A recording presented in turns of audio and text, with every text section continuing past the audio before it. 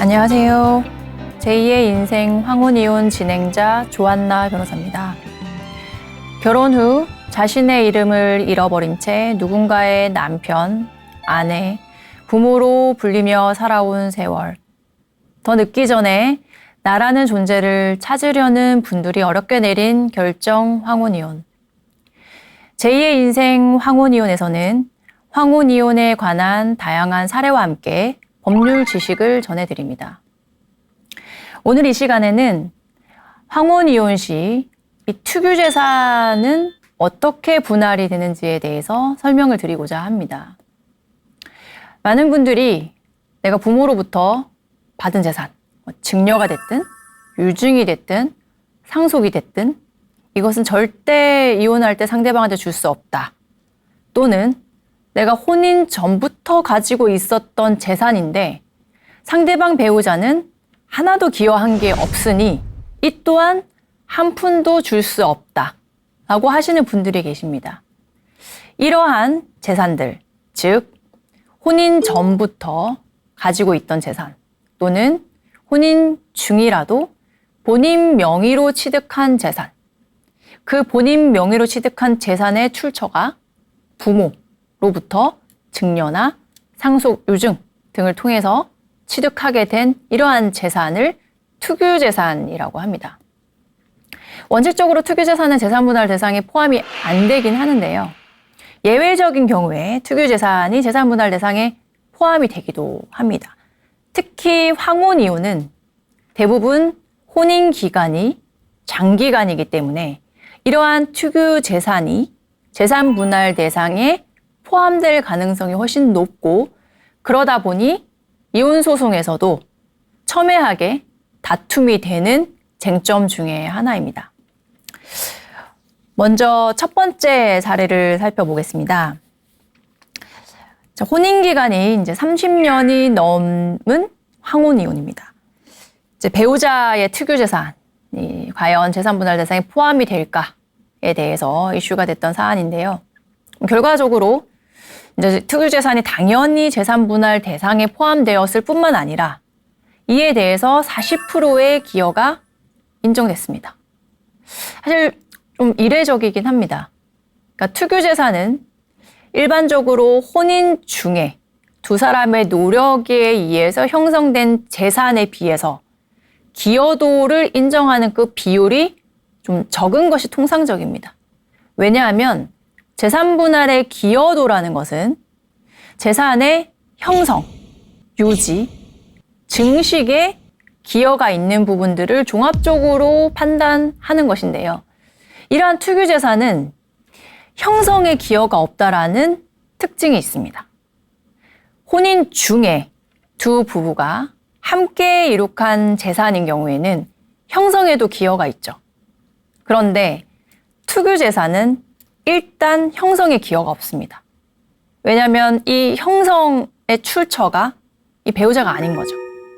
본인이 상대방 배우자가 원래부터 가지고 있던 재산이거나 부모로부터 받은 것이기 때문에 형성에는 기여가 없어서 대부분 특유재산이 포함이 된다고 하더라도 그 기여도가 일반적인 경우보다는 좀 낮은 편입니다. 그럼에도 불구하고 본건에서는 40%라는 굉장히 높은 비율로 재산분할이 인정됐는데요. 그 이유를 한번 살펴보겠습니다. 이제 이 특유재산인 재산의 형태는 임야였습니다. 이제 혼인 중에 이제 혼인 기간이 30년인데 한 5년 정도 지난 뒤에 이제 배우자의 부모로부터 배우자가 상속을 받았습니다. 이제 상속받은 재산이 임야인데 그 임야에 농사를 짓기 시작했고 그 농사를 지으면서 얻은 수익으로 생계를 유지하게 됐는데요. 여기서 핵심 내용은 이 농사를 이 아내분도 함께 지었다는 겁니다. 그러니까 상속을 받은 이 배우자만이 이 특유재산인 상속받은 재산을 관리한 것이 아니라 실질적으로 상속을 받진 않은 이 타방 배우자도 함께 남편이 상속받은 재산을 관리하고 그리고 이 가치를 증식, 시키는 데 있어서 부단히 노력을 했던 거죠. 그 와중에도 이 아내는 가사, 양육을 전담했습니다. 즉 남편에 대한 내조뿐만 아니라 자녀들 양육도 홀로 도맡아서 한 거죠. 즉 이 사건에서는 다른 사건에 있어서의 그 투기재산의 비율, 기여도보다 높게 책정된 핵심이 결국에는 아내도 경제적인 활동을 했고 그 경제적인 활동의 장소가 바로 남편이 상속받은 그 토지였다는 겁니다. 더군다나 이제 같이 농사를 짓다 보면 이제 그냥 임야가 아무것도 없었던 거죠. 근데 농사를 짓기 위해서 같이 그 임야를 관리하고 또 이제 토지를 개선하기 위해서 지속적으로 그 토지에 대해서 여러 가지 관리에 대한 어떤 정보를 취득하고 그 부분에 있어서의 여러 업체들이랑 접촉을 해서 어떻게 하면 이제 토지를 더 높일 수 있는지에 대해서도 본인이 주도적으로 고민을 하고 또 실행에 옮겼다고 합니다. 그러니까 이런 부분들에 대한 증거들을 저희가 제출을 했고요. 즉 제일 처음에 상속을 받았을 때의 농지의 가치보다, 즉 임야의 가치보다 이혼 소송을 제기를 할 때의 그 농지의 가치는 훨씬 높아졌습니다. 그리고 이제 혼인하고 난 뒤에 5년 뒤에 상속을 받았고 그 이후에도 25년 정도의 혼인 생활이 지속이 된 거죠. 그러한 기간 또한 25년이라는 장기였던 거죠. 이러한 사정에 비추어 보면 충분히 40%의 기여도가 인정될 수 있었던 사안으로 보이고요.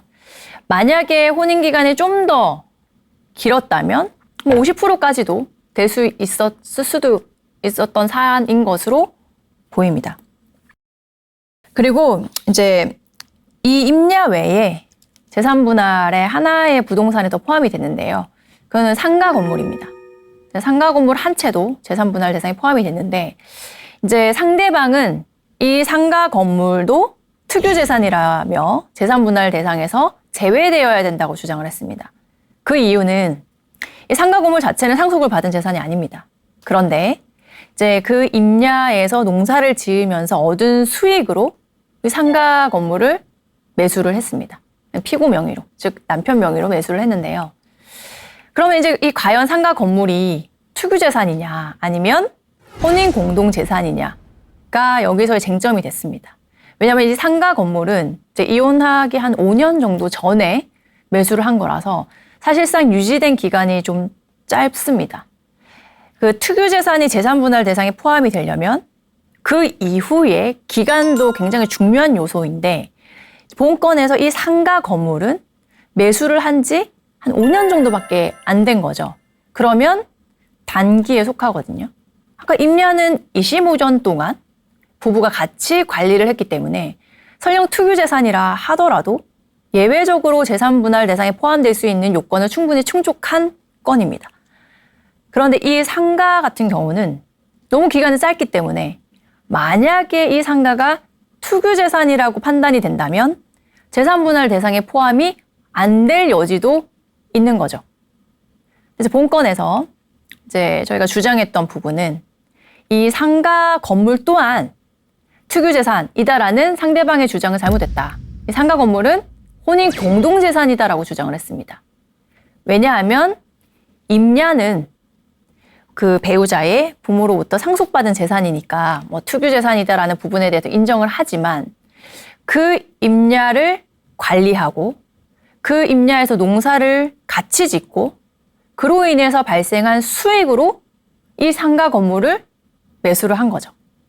그렇다면 이 상가 건물은 형성에 있어서도 이 아내의 기여도가 있다라고 주장을 했습니다. 즉 특유 재산과 일반 혼인 기간 중에 형성한 재산의 가장 큰 차이가 결국 형성을 누가 했냐의 부분인데 이 상가 건물의 형성이 과연 이 부부가 아니라 결국에는 상속을 해준 그 부모, 타방 배우자의 부모인 것인가의 문제인 거죠. 들여다보면 그렇지 않은 거죠. 이 상가 건물은 엄연히 임야에서 농사를 함께 지으면서 얻은 수익을 가지고 상가 건물을 매수한 것이기 때문에 이 상가 건물 매수 자금은 혼인 기간 중에 공동으로 형성한 자금으로 이룩된 것이다라고 주장할 수 있고 또 이러한 주장이 받아들여진 겁니다. 그래서 이 상가 건물은 투기재산이 아니고 혼인 기간 중에 형성된 혼인 공동재산이기 때문에 상가 건물 전체가 온전히 재산분할 대상에 포함되었을 뿐만 아니라 기여도에 있어서 이 40% 기여도가 인정된 부분에 있어서도 큰 영향을 주었습니다. 재산분할을 할 때 이제 재산분할 대상은 하나가 아니겠죠. 여러 개의 재산들이 재산분할 대상에 포함이 됩니다. 그럼 각 재산마다 기여도는 다를 수 있습니다. 본건 같은 경우에도 임야는 투기재산이고 상가는 투기재산이 아닙니다. 그리고 이 두 부동산에 대한 기여는 다를 수밖에 없겠죠. 일단 기본적으로 투기재산이라는 경우에는 재산분할에 있어서의 타방 배우자의 기여도는 좀 통상적으로 낮게 책정이 되긴 합니다. 그러면 이 임야와 상가 건물에 대한 기여도를 다르게 판단해야 되느냐? 그렇지 않습니다. 이혼 사건에서의 재산분할의 법리에 따르면 재산분할에 있어서의 기여도는 개별 재산에 따라서 다르게 산정하는 것이 아니라 전체 재산에 대해서 전체 이 재산에 대한 타방 배우자, 일방 배우자 이 두 배우자의 각각의 기여도를 판단하는 겁니다.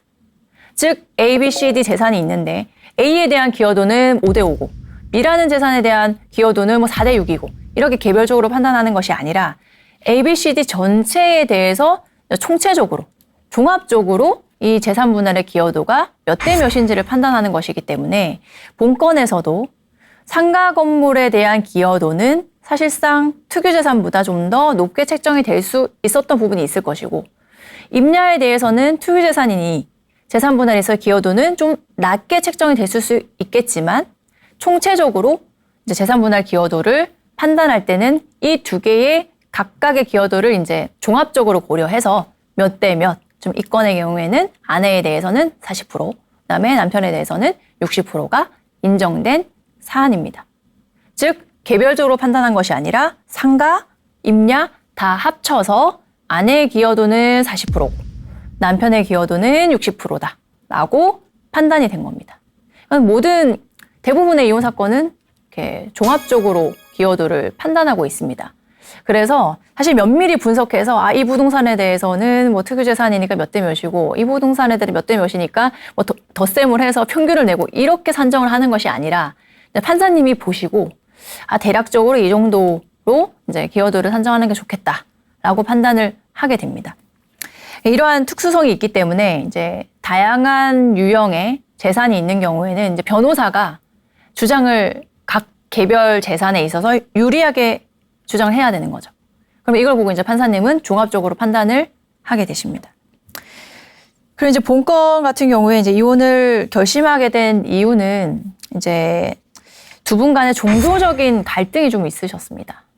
그러니까 종교가 달랐고 이제 한 분은 이제 모태신앙이라고 해서 가족 전체가 어떤 특정 종교를 믿고 있었고 나머지 한쪽은 거기에 좀 대립되는 다른 종교를 갖고 계셨는데 그러한 종교적인 갈등이 혼인 초기부터 계속 지속되어 왔습니다. 이제 그러다 보니까 이제 초기에는 뭐 그렇게 뭐 폭력까지는 일어나지 않았는데 이제 이런 갈등이 지속되다 보니까 갈등이 누적되고 또 이게 해결이 안 되다 보니 결국에는 남편이 폭언뿐만 아니라 폭행까지 행사하게 되었습니다. 결국에는 이 폭행이 뭐 한두 번이 아니었고 이제 이 폭행으로 인해서 별거를 하기 직전까지도 남편의 폭행이 계속되었고 그러한 진단서를 발급받고 또한 성년이 된 자녀들이 이러한 사정들을 목격한 부분들이 있기 때문에 이 부분에 대해서 사실확인서 등을 통해서 증거로 제출을 했습니다. 물론 형사 고소를 따로 하지는 않았습니다. 그러니까 형사 고소도 병행하는 경우들도 있지만 이제 부부였고 또 자녀들의 또 부모이기 때문에 그렇게까지는 하고 싶다고 하지 않으셔서 이제 형사 고소까지는 하지 않았지만 이 이혼 사건에서는 상대방의 이러한 기책 부분이 인정이 돼서 이혼이 성립되는 데 있어서는 크게 문제가 되지 않았고요. 이제 결국에는 재산 분할이 쟁점이었던 거죠. 그리고 또 한편으로는 이제 농사를 계속 함께 지었지만 이제 이혼을 하게 되면 이제 임야에 대한 재산 분할을 현물로 받을 수는 없는 상황이었습니다. 그러니까 재산 분할의 방법에 있어서는 현물을 분할하거나 아니면 가액으로 배상을 받는데 통상적으로 부동산 소유권이 상대방한테 있는 경우에 그 소유권의 일정 지분을 이전받으면 공동 소유가 되거든요. 그럼 굉장히 이제 불편해지는 거죠. 이혼을 하면 남이 되는데 어떠한 특정 부동산에 대해서 공동 명의로 이제 소유를 하게 되면 이 부동산을 처분하고 싶을 때 상대방의 동의가 필요합니다. 너무 불편하죠. 내가 임의로 처분하고 싶은데 부부였다가 이혼한 상대방한테 동의를 구해야 되는 거죠. 그러한 번거로운 절차 때문에 이제 통상적으로 이혼을 할 때 부동산 소유권을 이전하기보다는 부동산 소유권은 현재 이제 소유권자한테 그대로 남기고 이제 재산 분할에서 인정되는 기여도에 따라서 그 상응하는 금액을 현금으로 지급하는 방법으로 이제 재산 분할을 하는 것이 통상적입니다. 이제 본건은 상가와 임야가 모두 다 상대방 이제 명의였는데 이제 임야에서는 계속 농사를 지어야 되고 이 농사는 이제 남편이 본인이 계속 하겠다, 농사를 뭐 짓겠다라고 강조를 했고 또 부모로부터 상속받은 거기 때문에 지키고 싶었던 것 같습니다. 또 판사님도 그러한 상대방의 주장을 일응 이제 수긍을 해 주셔서 저희도 이제 그 임야의 소유권을 이전해 달라고 주장을 했는데 그 부분은 받아들여지지 않았습니다. 그래서 이제 임야의 소유권은 여전히 남편의 명의로 기록되어 있는 상황이고요. 그러다 보니까 이제 이혼을 했을 때 이 임야에서 농사를 지으면서 생활비를 얻었는데 그러한 수입이 없어지게 되는 거죠. 그럼 이제 이 아내의 향후에 이혼한 이후의 생활이 우려되는 상황이었습니다. 그래서 저희가 이제 주장을 한 것이 그래, 임야는 이제 부모로부터 상속받은 것이니 그래도 이제 부모에 대한 예의상 상대방이 가지고 있는 것이 맞다. 오케이, 거기는 동의를 하겠다. 다만 상가는 그래도 내가 공동으로 이룩한 재산이고 상가를 이제 임차를 하면 이제 임차인으로부터 차임을 받음으로써 내가 생활을 유지할 수 있으니 상가 소유권을 이전해 달라고 주장을 했습니다. 그래서 결국에는 재산 분할로 상가를 소유권을 이전을 받았는데 이제 임야보다 상가의 시세가 좀 더 높았습니다. 그런데 재산 분할의 기여도가 4대 6으로 인정이 됐죠. 그러면 결과론적으로 저희가 기속되는 재산이 더 많았기 때문에 그 차이만큼은 저희가 현금으로 지급을 했습니다. 근데 자녀들이 좀 도움을 주셨고요. 그러니까 상가를 얻음으로 인해서 저희 의뢰인은 이혼 이후에 차임 수익으로 또 생활을 유지할 수 있고 또 남편 입장에서는 임야, 농지 수익이 꽤 컸었거든요. 이제 규모를 크게 사업을 하고 있었기 때문에 그 사업을 계속 영위함으로 인해서 소득은 지속적으로 발생할 수 있었습니다. 즉 남편과 아내 모두 다 이혼 이후에 경제적인 부분에 있어서 특별히 문제되지 않도록 이제 이혼을 하게 된 거죠. 사실 황혼 이혼의 핵심은 이런 부분에 있습니다. 물론 이제 혼인 기간이 단기인 경우에 미성년자 자녀가 있는 경우에도 당연히 재산 분할은 항상 이슈가 됩니다.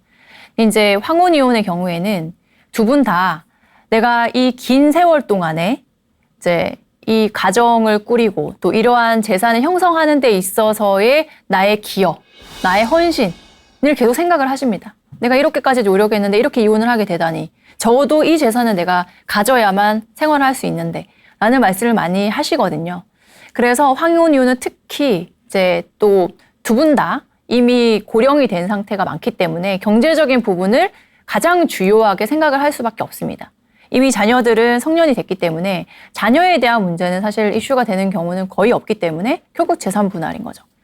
그래서 이제 본건 같은 경우에도 어떻게든 이제 두 분이 다 이혼한 이후에도 경제적으로 특별히 문제되지 않고 각자의 생활을 유지할 수 있는 방법을 굉장히 많이 고심을 했습니다. 그리고 상대방 측과도 이제 지속적으로 이제 합의를 좀 시도를 했었고요.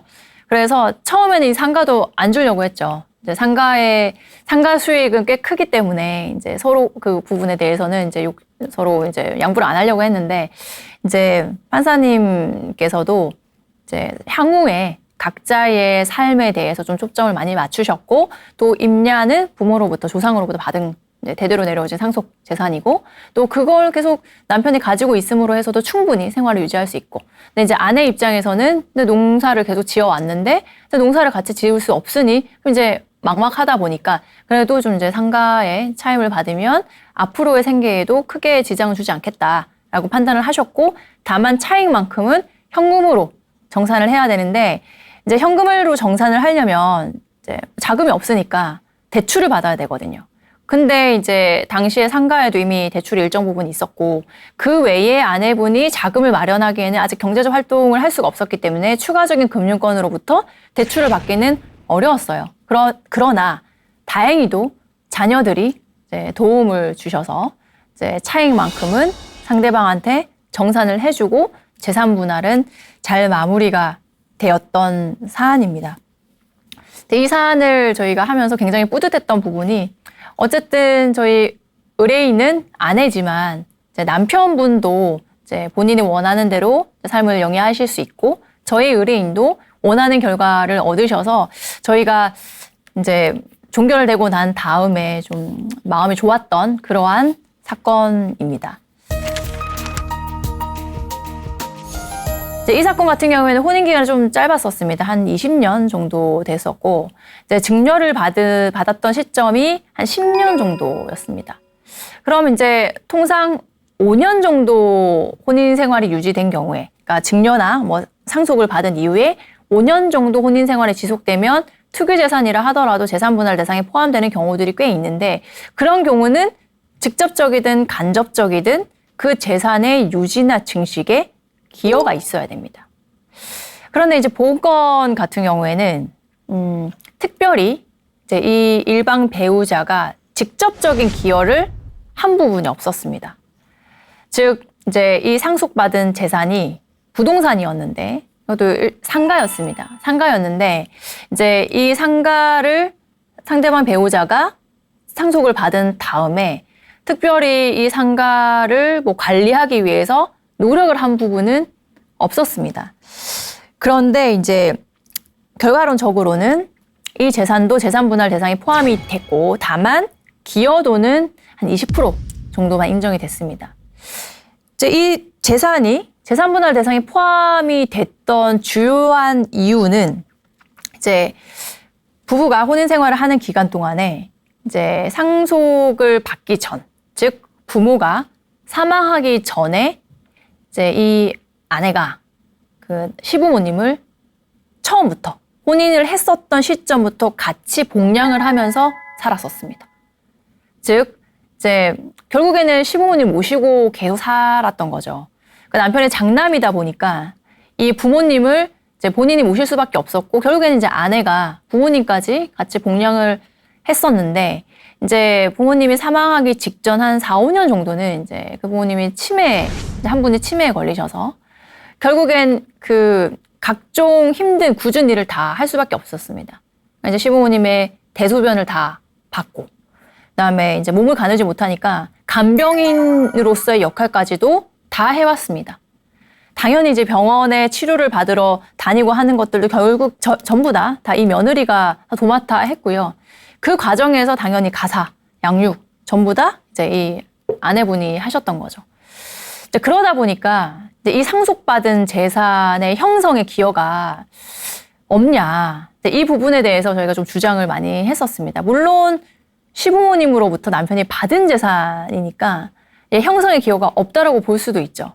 그런데 이제 사망하기 전 10년 동안을 이제 시부모님까지 봉양을 했고 거기다가 5년 동안은 그 대소변까지 다 받는 그 굳은 일을 다 했단 말이에요. 그 기간 동안에 한 번도 불평불만은 한 적이 없습니다. 그러니까 이런 부분이 이제 참작이 된 것으로 보이고요. 그리고 상속을 받은 이후에 이제 상가다 보니까 이제 관리를 하게 되겠죠. 이제 남편분이 직접 관리를 했었습니다.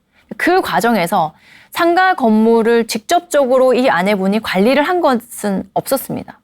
없었지만 그 중에 그 나머지 10년 이상의 그 혼인 생활 중에 남편에 대한 내조는 당연히 했고요.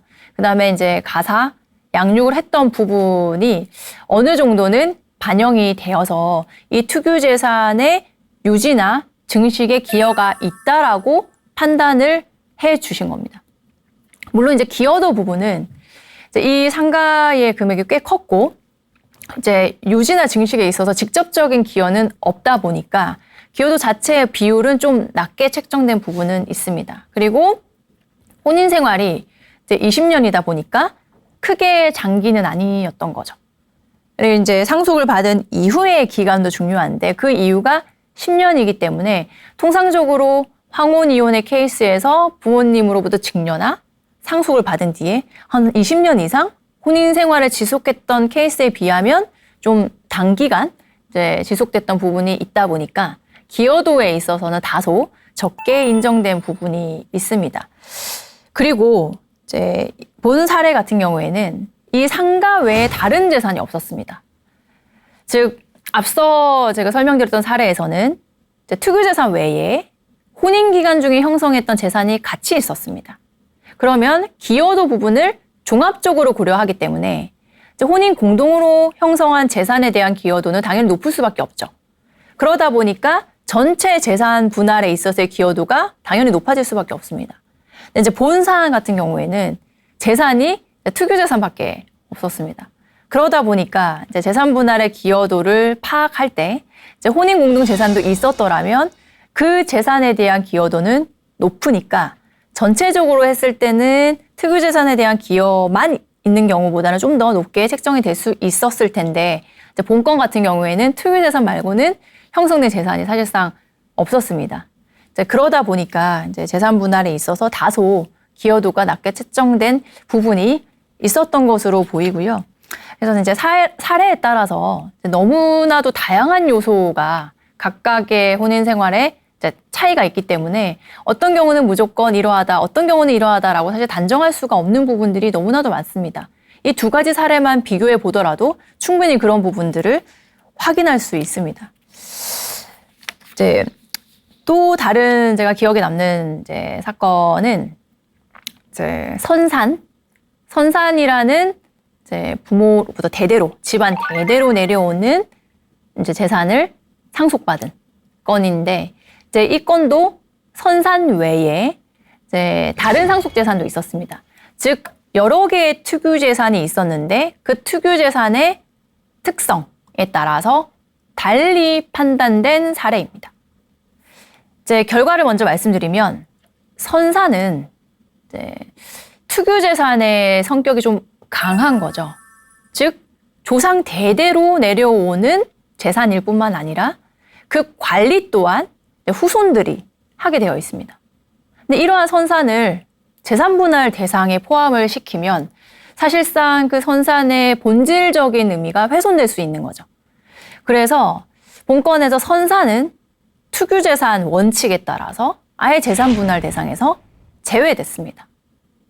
그리고 그 특유재산 중에 이제 다른 부동산이 있었는데 그 부동산은 이제 관리를 했다, 직접 간접적으로 관리를 했다라는 이유로 재산 분할 대상에 포함이 됐습니다. 그러니까 이 사건을 이제 진행하면서 이제 이러한 조상의 어떤 의미, 이제 후손이 계속 관리해야 되는 이러한 집안에 대대로 유지되어 있고 또 관리를 해야 되는 그러한 재산에 대해서는 이제 재판부에서 가급적이면 특유재산으로서 재산분할 대상에 포함을 시키지 않으려고 하는 경우들이 있습니다. 자, 이런 경우들은 좀 예외적인 케이스이긴 하죠.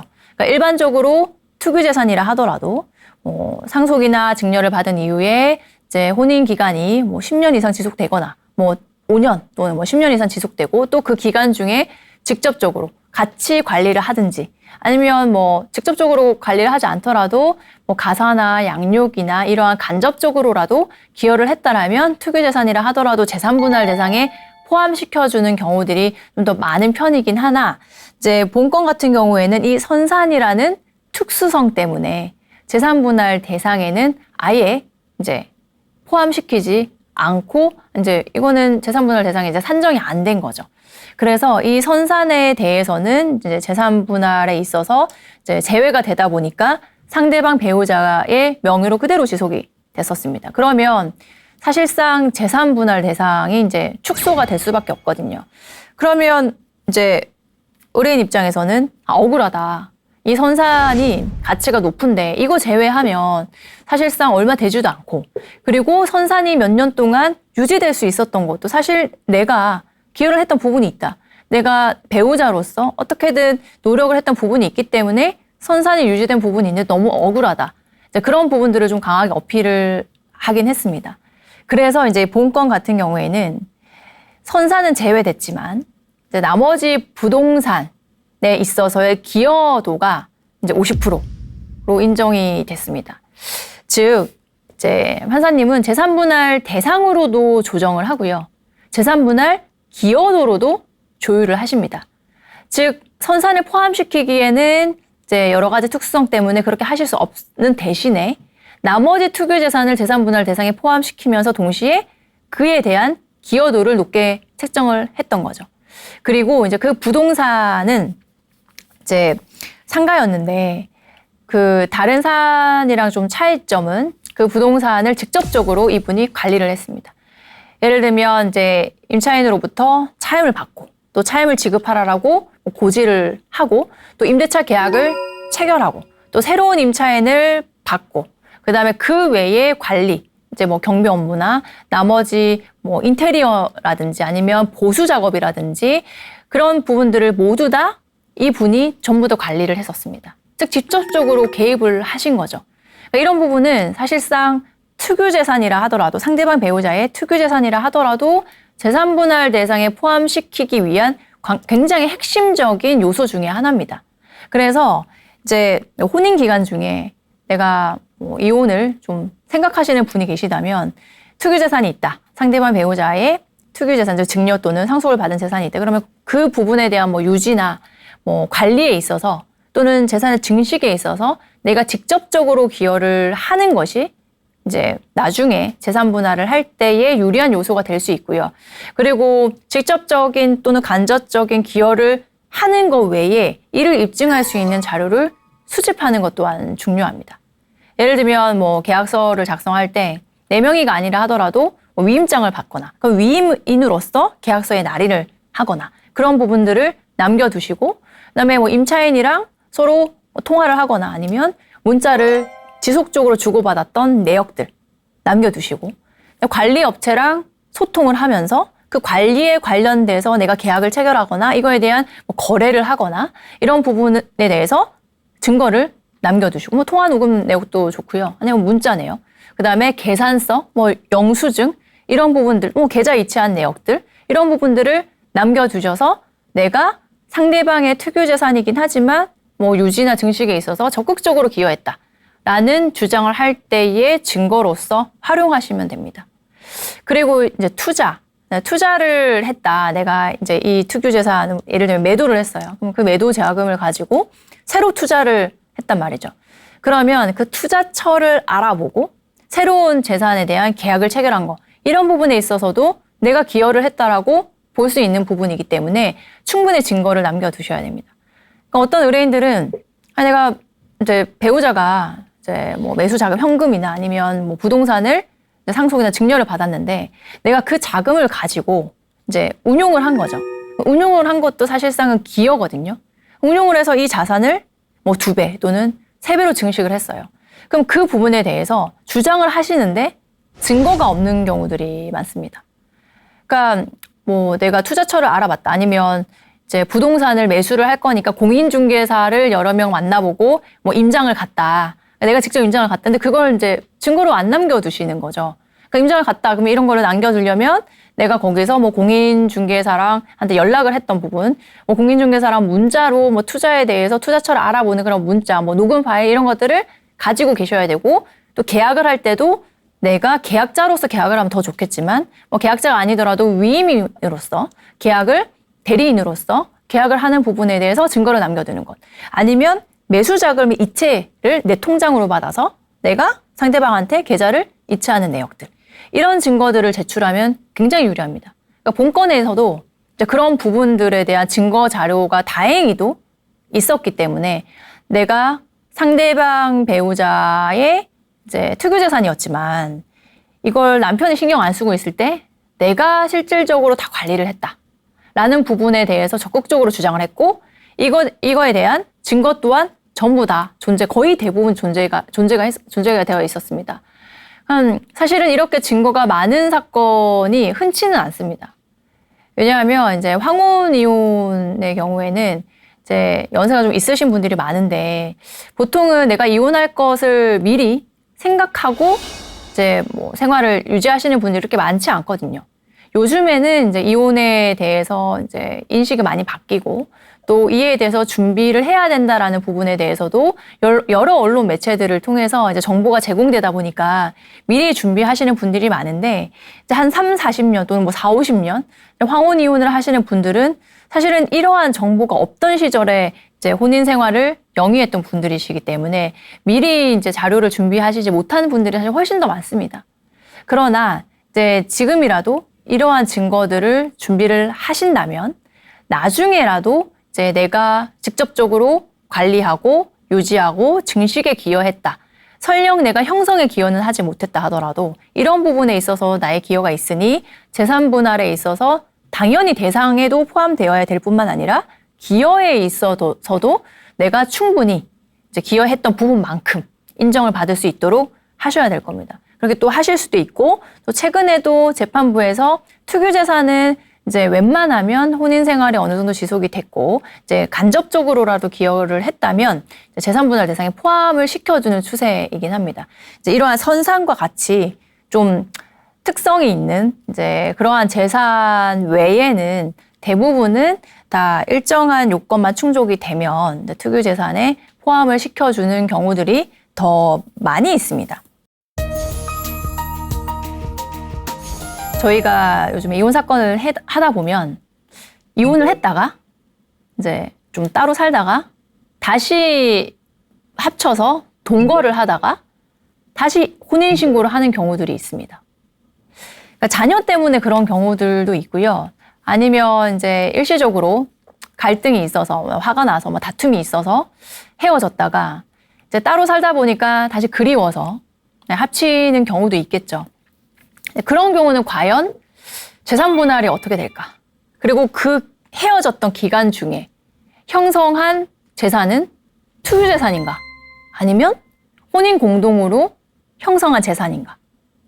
이 부분이 사실은 쟁점이 될 수 있습니다. 이제 제가 진행했던 그 사건도 한 20년 정도는 같이 혼인 생활을 하셨습니다. 그러다가 어느 정도 이제 자녀들이 성년에 이르게 됐을 시점에 우리 이혼해야겠다. 이제 그 당시에는 뭐 성격 차이였던 것 같고요. 그래서 협의 이혼을 하셨습니다. 두 분이서 이제 원만하게 이제 합의로 협의 이혼을 하셨는데 당시에 재산 분할은 하시진 않으셨습니다. 그러니까 협의 이혼은 이제 협의 이혼 할 때 이제 협의 이혼 이제 신청서를 두 분이 같이 가셔서 제출을 하거든요. 그 협의 이혼 신청서에는 재산 분할이나 위자료에 대해서는 기재하는 란이 없습니다. 그다음에 미성년자 자녀가 있으면 뭐 친권자, 양육자를 누구로 할 것이며 면접 교섭은 어떻게 할 것이고 양육비는 어떻게 할 것인지에 대해서 기재하는 란이 있고 위자료나 재산 분할에 대해서는 기재를 하지 않습니다. 그러니까 두 당사자가 따로 합의를 하셔야 되는 부분이고요. 협의 이혼 신청을 하고 난 다음에 이제 숙려 기간이 이제 미성년자 자녀가 있으면 3개월, 없으면 1개월이고, 그러고 난 다음에 같이 출석을 해서 법원으로부터 의사 확인을 받은 다음에 이혼 신고를 하면 이혼이 됩니다. 그럼 이제 재산 분할이나 위자료는 두 분이서 이제 합의를 하셔야 되죠. 그러니까 재산 분할에 대해서 이제 합의서를 작성을 하고 이제 공증을 받고 하면 이제 재산 분할에 대해서 효력이 인정되는 거죠. 그런데 이제 본건은 재산 분할에 대해서 협의를 하시지 않은 상태로 협의 이혼을 했고, 그러고 나서 한 2년이 지나지 않은 한 1년 반 정도 지난 이후에 합가를 하십니다. 동거를 하기 시작하셨는데 이제 단순 동거와 사실혼의 차이가 있고 본건은 사실혼이 인정이 됐습니다. 즉 동거와 사실혼의 차이는 동거는 이제 실질적인 부부로서의 실체가 없이 단지 동거 같이 살고만 있는 경우가 동거고, 사실혼은 사실상 혼인 신고만 하지 않았을 뿐이지 부부로서의 실체가 있는 경우입니다. 예를 들면 자녀가 있고 또 자녀와 함께 가족 행사를 하고 쌍방 부모님의 인사를 하고 쌍방의 집안 행사에 참여를 하고 뭐 당연히 경제적인 부분에 있어서는 서로 부부의 공동 경제 체제가 갖추어져 있고 이 모든 것들에 비추어 봤을 때 이게 부부로 올 수 있냐? 라는 기준을 보고 사실혼이냐 동거냐 이제 판단을 하는데요. 동거는 법적으로 보호받지 못하기 때문에 재산 분할에 문제가 없습니다. 이제 사실혼은 재산 분할의 이슈가 있죠. 실질적으로 민법 규정에 뭐 사실혼에 대해서 명확하게 규정되어 있는 건 아니지만 사실혼도 법률혼에 준해서 법에서 보호해주는 부분들이 있습니다. 여기서의 핵심은 협의 이혼 기간 동안에 형성했던 재산이 있었습니다. 이제 이혼을 하고 협의 이혼을 최초에 하고 난 다음에 그 사이에 일방 배우자가 본인 명의로 부동산을 매수를 했습니다. 그러면 이게 과연 투기 재산이냐? 아니면 부부가 공동으로 형성한 재산이냐? 이 문제가 여기서의 핵심 쟁점이었고요. 결과는 이거는 부부간에 공동으로 이룩한 재산이기 때문에 재산 분할 대상에 포함된다라고 판결이 났습니다. 그 이유를 이제 살펴보니 이제 협의 이혼한 이후에 일방 배우자 명의로 형성한 그 부동산 자금은 협의 이혼하기 전에 이제 그 부부가 부부 생활을 하면서 형성했던 자금을 가지고 마련한 것이었다라는 점을 주장을 했고 입증을 했습니다. 이제 여러 가지 사실 조회, 그다음에 이제 매수 자금 부담 내역들 이런 것들을 제출하라라고 성명을 구하고 이제 뭐 쌍방 뭐 예금 통장에 대한 조회도 하고 그다음에 혼인 생활을 했던 중에 예금 통장들에 대해서 조회도 특별히 이제 저희가 요청을 해서 이제 조회가 됐고 거기에 보니까 모았던 혼인 생활 중 협의 이혼하기 전에 모았던 자금이 부동산 매수를 할 때 매도인에게 이체했던 내역을 확인할 수 있었습니다. 즉 자금의 흐름을 저희가 추적을 했던 거죠.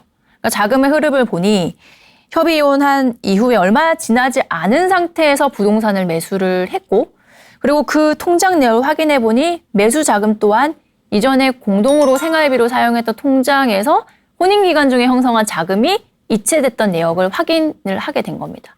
그리고 이제 여기서의 중요했던 또 하나의 쟁점은 재산 분할이라는 청구권은 이혼을 한 다음에 보통 이제 협의 이혼이든 재판상 이혼이든 만약에 재산 분할에서 논의가 되지 않았다는 전제하에 뭐 재판상 이혼을 했다고 하더라도 재산 분할은 이루어지지 않은 경우 협의 이혼은 재산 분할에 대해서 판단을 하지 않으니 재산 분할 없이 협의 이혼이 되는 경우 이런 경우에는 2년 이내에 재산 분할 청구를 할 수 있습니다.